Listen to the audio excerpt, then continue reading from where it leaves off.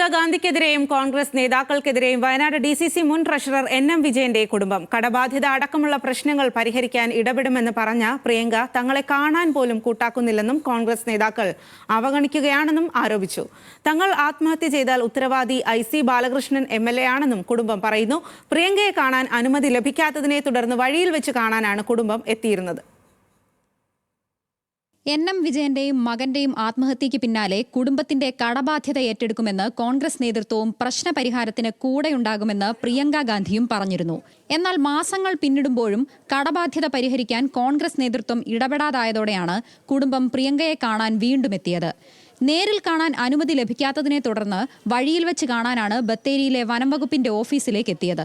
വഴിയിൽ നിന്ന കുടുംബത്തെ പ്രിയങ്കയുടെ PA വന്ന് വനംവകുപ്പിന്റെ ഓഫീസിന് സമീപത്തേക്ക് കൂട്ടിക്കൊണ്ടുപോയെങ്കിലും ഇവരെ കാണാൻ പ്രിയങ്ക കൂട്ടാക്കിയില്ല. PAന്റെ അടുത്തും പറഞ്ഞിട്ടുണ്ടായിരുന്നു ഞങ്ങൾക്ക് കണ്ടേ പറ്റുള്ളൂ, അല്ലെങ്കിൽ ഞങ്ങൾ റോഡ് സൈഡിൽ വെയിറ്റ് ചെയ്ത് മാഡത്തിനെ കണ്ടോളാന്ന് പറഞ്ഞതാണ്. അതിനനുസരിച്ച് ഞങ്ങൾ റോഡ് സൈഡിൽ ഒരു 1.5 മണിക്കൂർ വെയിറ്റ് ചെയ്തു. അതിനുശേഷം പ്രിയങ്ക ഗാന്ധിയുടെ PA ആണെന്ന് എനിക്ക് അറിയില്ല, ഒരു ഹിന്ദി സംസാരിക്കുന്ന ആളായിരുന്നു. അവർ വന്നിട്ട് എൻ്റെ അടുത്ത് പറഞ്ഞു അകത്തേക്ക് കയറിയിരിക്കാൻ പറഞ്ഞു. അകത്തേക്ക് കയറിയതിന് ശേഷം ആദ്യം പറഞ്ഞു സംസാരിക്കാൻ പറ്റില്ല, കത്ത് മാത്രം കൊടുക്കാമെന്ന്. പിന്നെ എൻ്റെ അടുത്ത് പറഞ്ഞു സംസാരിക്കാം എന്ന് പറഞ്ഞിട്ടുണ്ടായിരുന്നു.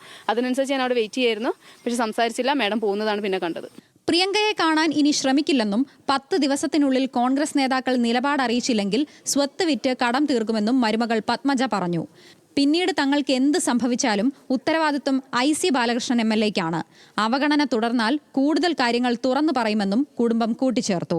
എന്നിട്ടും അച്ഛൻ ഞങ്ങളോടൊപ്പം സ്നേഹിച്ചതാണ് പാർട്ടീനെ. ആ പാർട്ടീനെ പിന്നെയും കളങ്കം വരുത്തണ്ടെന്ന് കരുതിയിട്ടാണ് ഞങ്ങൾക്ക് അറിയാവുന്ന പല സത്യങ്ങളും ഞങ്ങൾ മറച്ചു വെച്ചത്. അതിനുള്ള ഒരു മര്യാദ, ഒരു നന്ദി പോലും അവർ കാണിക്കുന്നില്ലല്ലോ. സാധാരണക്കാരൻ എങ്ങനെ പോരാടാൻ പറ്റും? അതേമാതിരി ഞങ്ങൾ പോരാടി നോക്കും. അങ്ങനെയല്ല എങ്കിൽ ഇപ്പം പുണ്യാളന്മാരായി നടക്കുന്ന പലരുടെ മുഖം ഞങ്ങൾ സമൂഹത്തിന് മുന്നിൽ വിളിച്ചു പറയും. ഞങ്ങൾക്കറിയാവുന്ന സത്യങ്ങൾ.